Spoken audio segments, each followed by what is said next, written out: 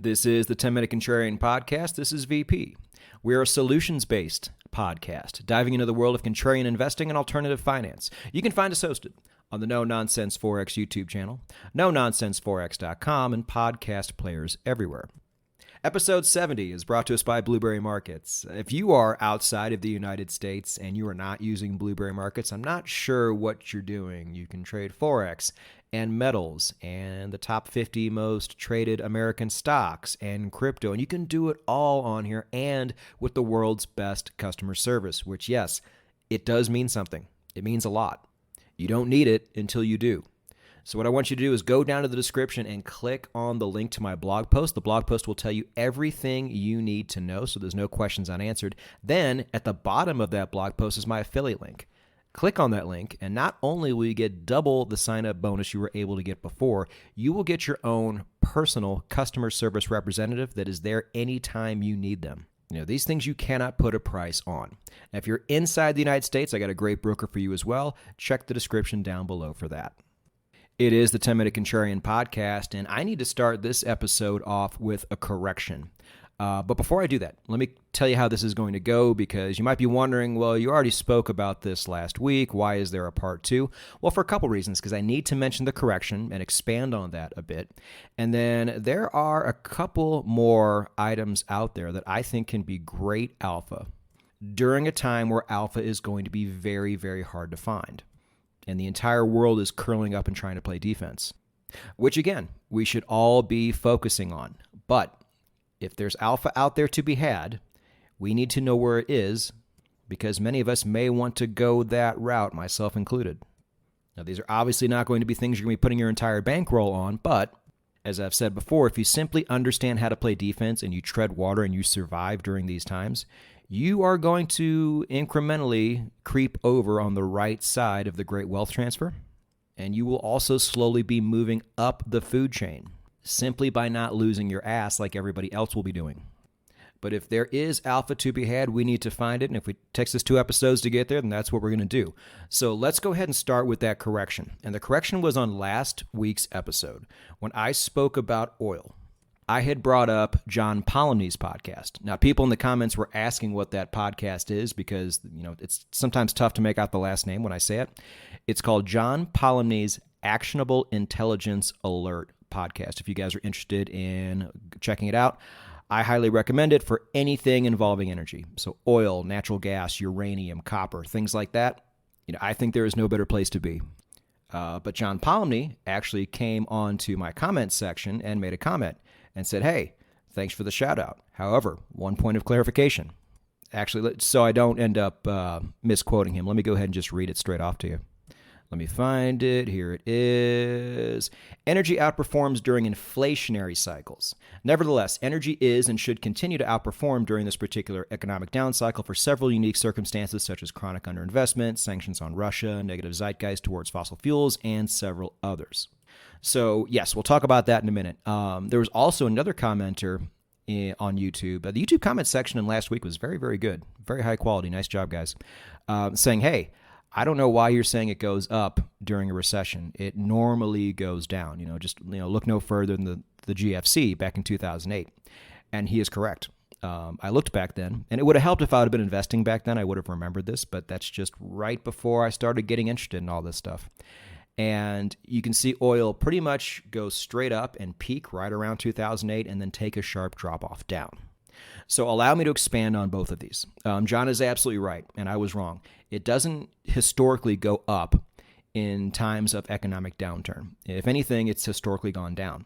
What it does do, as far as oil stocks at least, is historically go up during times of high inflation, which I actually should have remembered because we have talked about that on this podcast. We're 70 episodes in, Contrarians. I'm allowed to slip up every once in a while. But I should have really known that, and I dropped the ball on that, so mea culpa there. However, John and I are both still very bullish on oil going forward. For all the reasons John mentioned, plus something I've been talking about on this podcast for a while. We have been draining the strategic oil reserves in the United States to simply win over votes. And in some measures, it's actually working, which is heartbreaking. You would expect people who are politically more towards the middle to be generally more intelligent than people that have allowed themselves to fall into one of the fringes, but, here we are. And like I predicted not even a week ago, I had a feeling that the Biden administration was going to try and go ahead and refill those reserves at a cheaper price after they have driven that price down. And it looks like that's what he tried to do, but he tried to go to OPEC to buy their oil to fill those reserves. Now, OPEC is pretty crafty when they have the stronger hand. When they have a weaker hand, they typically sit back and don't make a lot of noise. But when they know they got you, and they know they smell weakness in this administration. And they pretty much told Biden, sure, we'll sell you the oil, but not at the price you're thinking. Price of poker's gone up. You're going to have to pay these jacked up premiums. And to my knowledge, so far, we have not taken them up on that offer. But this news sent the price of oil up this week quite a bit. And so for all those reasons, I am quite bullish on oil during this downturn up until things completely fall apart and travel stops and factories shut down and there is just no longer the demand for oil that we have every day. We still have tons of demand for oil every single day. On top of that, I can't remember where I saw it, but airline flights are back up to 2019 levels before COVID, back when everything was great. So while all of us in the alternative financial space and on Money Twitter are yelling and screaming about a recession, the rest of the world hasn't really felt it yet. Because for most people's lifetimes, they have not known a time where they have had to scale back on these things.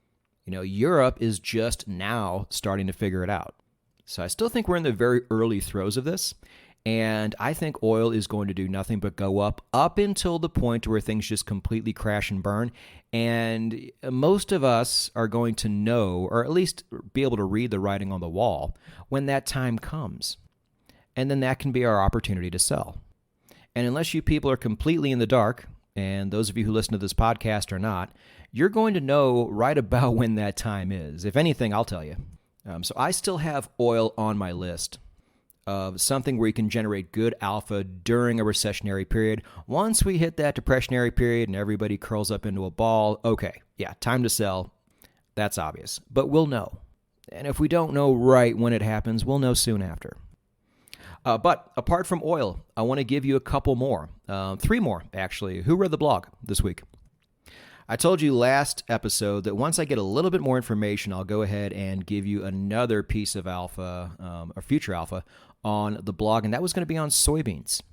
Please go read that blog to find out more. And also just being who I am and being the food advocate that I've always been, I did manage to piss off a few vegetarians in the process. That's okay. There's always going to be a divide there. At the end of the day, when it comes to money, we're all on the same team. So carnivore, herbivore, or omnivore, please go read that blog. I think there is some real opportunity there.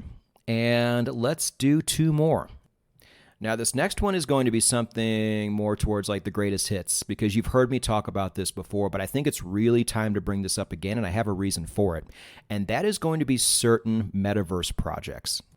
Now, overall sentiment in the metaverse has been very strange, and I can even tell by the numbers I generate on my podcast and on my channel.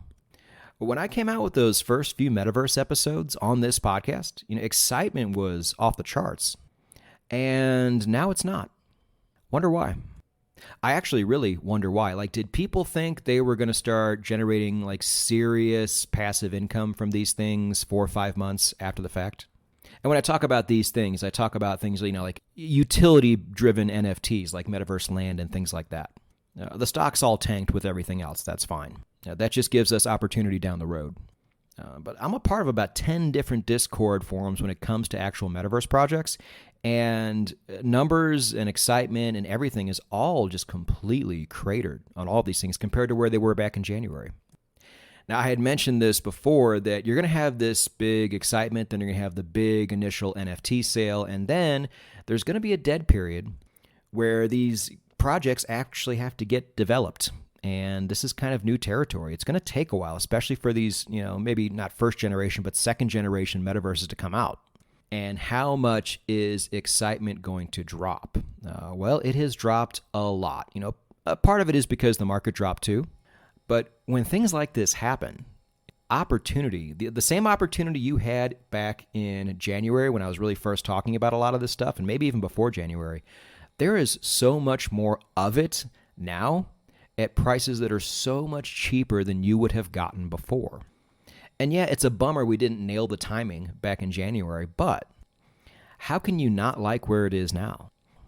Now, I follow many projects, and I'm invested in a good handful of them, and there's two different types, and I've mentioned this before, but let's mention it again.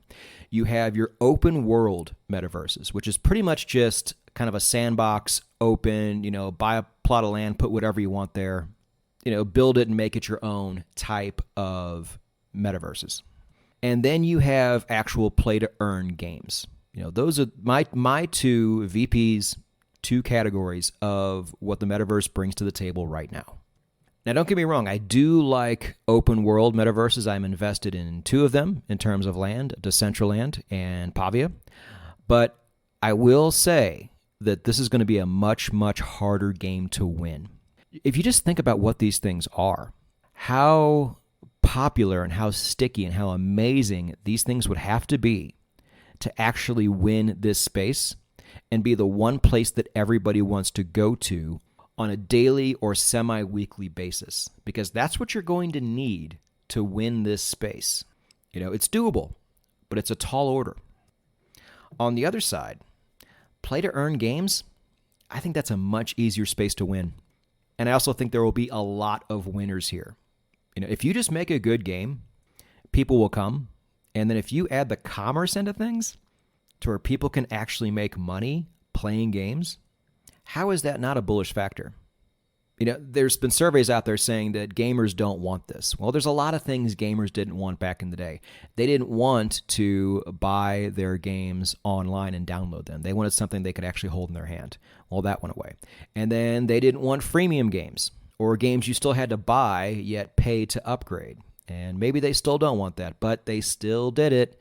And they still paid tons of money for upgrades and skins and DLCs and things like that. So take these little surveys with a grain of salt, because the opposite usually ends up being the norm. And these crypto-based play-to-earn games are the next generation of one of the largest spaces on Earth, and that would be gaming. And think about it. You used to have to either be so good that you were on an esports team or be so hardworking and charismatic at the same time that you could actually make a big YouTube channel off of being a gamer. Those are the only two ways to really make money playing games back then, and that only applied to such a tiny amount of people. Pretty soon it's about to apply to everybody, and there is going to be a hierarchy. The people who develop the game and all those people are going to be at the very top. The people who get to own actual land and things and utility inside these games are going to be in the middle, and then the players are going to be at the bottom. Now, I do plan on playing some of these things if I have time, but mostly I plan on being that person in the middle because this opportunity never existed before. And here's the thing of why I am so much more excited about it now than I was a couple months ago. And that's because, like I said, you have that dead period where there's not a whole lot going on. And these people on Discord really have to find ways to keep people interested. It's like, oh, here's some new NFTs that you can buy. Spend more money. Or, hey, we just partnered with these people. Everybody get all excited about that. It's tough for these guys. I actually do empathize. But for the top 3 play-to-earn games that I have invested my money and time into, so that's going to be Illuvium on the Ethereum chain, and then Cardania and Cornucopias on the Cardano blockchain. 2 of them, Illuvium and Cardania, are actually starting to take shape. No more delay tactics, no more what ifs, no more we're afraid to give you a date because we know we're probably not going to hit it, none of that stuff. Well, there's some of that. There's always going to be some of that stuff, but a lot less of that stuff because now pieces of these 2 games are beginning to come out, and you can actually see them coming around and taking shape for the first time. That should be a signal. Anybody who is remotely interested in getting involved in projects like this but sat on their hands and didn't do it because you were just waiting for a signal, this might be your signal. On top of that, the price of a lot of these land NFTs, at least, have stayed about the same when it comes to pricing in the actual currency. So being priced in Ethereum on Illuvium and being priced in ADA on Cardano. Since we first started to mention these things, those prices have not fluctuated that much. But what has fluctuated is the price of those actual tokens. When I bought my Illuvium land during the initial land sale, price of Ethereum was right around 1,900, maybe a little bit above. Now you're sitting at about 1,330 now. That is a crazy discount for the exact same thing that I was buying before. When you price it in actual United States dollars. Back when I was buying Cardania parcels, you were looking right about maybe $1.10, $1.20, right around that range per ADA. Back when I was buying it, Cardano now is down to 43 cents. You can buy certain plots in Cardania right now for about $25 to $30. I don't know of any other metaverse project where you can get something that cheap for a play-to-earn game. Now, between the two, to me, there's a little bit more of an unknown factor with Cardania than there is Illuvium. But for those prices, who cares? And the creators of Cardania have been rewarding their landowners with their native token almost ever since, probably early summer before that. So at minimum, you can spend $25, $30 and start generating passive income before the game even comes out.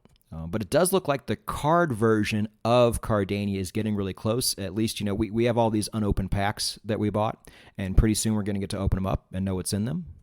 And then the actual card game should not be too far away from that. And then on the Illuvium side, they've had this little mini roadmap that came out maybe not even a month ago, and 2 of the 5 pieces of that roadmap have already been hit. The third one is the city builder version of Illuvium, which will be what landowners use to not only create fuel for the actual game in every single game that's ever going to come out for Illuvium, which is a huge reason to buy land, but also to try and scan for blueprints that make skins. And we've talked about skins before, how popular those are for people. We don't know how well they're going to take for Illuvium. They're probably going to be pretty popular. At least I think so, and this is why I'm invested in it. But again, a lot of these things seemed like they were so far off in the distance 3-4 months ago, but now they're starting to arrive. And no matter how bad things get in the world, people are still going to want to play games. And if they can actually make some money off of these games during a time where it's very hard to make money, they're going to do that. I don't really know if they're going to want to go to an open world and jump and dance around, but I do know they're going to want to play games. And Metaverse Play to Earn is that next generation of these games. Therefore, I think there is going to be some real alpha here. And if you have sat on your hands up until this point, consider taking a bit of action here. And finally, one more bonus piece, something that I think is going to do real. I think all commodities are going to end up doing really well, especially because deglobalization is finally here. Deglobalization was pretty much another word for cheap products from overseas. That is no longer going to happen. I would say in a very short amount of time, we have gone to almost beyond the halfway point of deglobalization being officially dead. And one of those commodities that I think is being very much overlooked is cotton. And I've had this on my radar for a while. Now, in the Soybeans blog, you saw a video from Peter Zeihan. He also just came out with one for cotton. I don't just take Peter Zeihan videos and then make blogs and videos around that. But the timing just worked out to be what it is. But I'll put that video that Peter made down below in the description if you want to check it out. What he mentioned is there's only so many places where you can really grow cotton because it demands so many things, especially so much water to grow. But there are main areas where cotton grows that are going to be affected by environmental factors they're pretty much going to dry up all the water. And if you remember, or if anybody's a geography nerd and you know about the Aral Sea, so that's going to be spelled ARAL space SEA. Back in the Soviet era, they used the area now known as Uzbekistan as a place to grow copious amounts of cotton based on the water that was coming out of the Aral Sea. Well, due to mismanagement and the fact that they just didn't realize how much water you need to grow cotton, the Aral Sea is almost completely dried up. It's pretty awful and pretty horrifying how they were able to take such a large body of water and almost completely dry it up in such a short amount of time. I mean, this used to take tens of thousands of years to do, and they were able to do this in a matter of decades. And so Peter talks about some areas, I think that they're going to be also in Central Asia that are going to succumb to this, but also Egypt is in a lot of trouble too. You guys all heard of Egyptian cotton. That's one of their biggest exports. And this is kind of a weird source, I get this, but I've had two people from Egypt. One was a cab driver, one was somebody else I met when I was in Europe, who confirmed that lately they have, if you have land on the Nile River and you grow something like cotton or really whatever, the government was actually incentivizing you to close up shop and actually salt the land so nothing could grow there anymore in order to protect the environment. If I have any listeners out there from Egypt who can confirm or deny this, please go to YouTube and put it down in the comments section if you would. But I was pretty horrified when I heard that. Let's take an area of the world that has been so important for sustaining life for ever since the dawn of human civilization and ruin it in the name of climate change. Man, I hope I'm off on this. I hope I'm wrong. And if I heard it once, I would have written it off, but I heard it twice from actual Egyptians. So this is something else to bear in mind, and I guess the upshot to all this, what Peter was saying, is that as is normally going to be the case, the United States is probably going to benefit the most from this because we have the American Southeast, Mississippi, Louisiana, Alabama, Georgia, that still can grow a lot of cotton because of where it is and how much water it gets and all that kind of stuff. But the price, if you have so much of it going away and deglobalization already taking effect, is almost certain to go up by quite a bit. Cotton is like copper. There are alternatives, but those alternatives are not very good. And there are certain things we will always need cotton for. You're like, well, one of those things is going to be garments and people are going to stop buying clothes. Well, not really. They'll probably buy less of them. But things that we all need, like Q-tips, like for half of the world, feminine products, things that are one-use disposable like that. There's nothing better than cotton for products like those. So there will still be a certain level of demand for cotton, but the supply is going to be drying up pretty quick. Pardon the pun. And it's just another one of those really unfortunate things, but if we can get ahead of the game as investors, we can take advantage of it. So I want you to put this on your radar too. You don't have to act on it right away, but if you choose to, one of the ways I have found to play it is on the ETF side in the United States.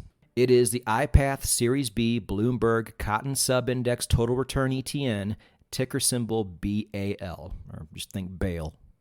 I have not had a chance to dig into this much deeper or find other ways to play it, but I can say that back in May, this thing was trading at about $89, and now it's down to about $58.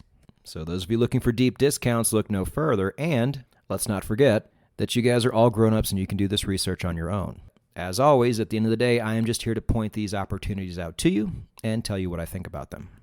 But understand, I think putting these things on your radar now and even taking action on some of them could be a very good move because especially by the time things get really, really bad, investing in anything in the hopes of generating any kind of real return is going to seem absolutely crazy. But we have been prepared for this.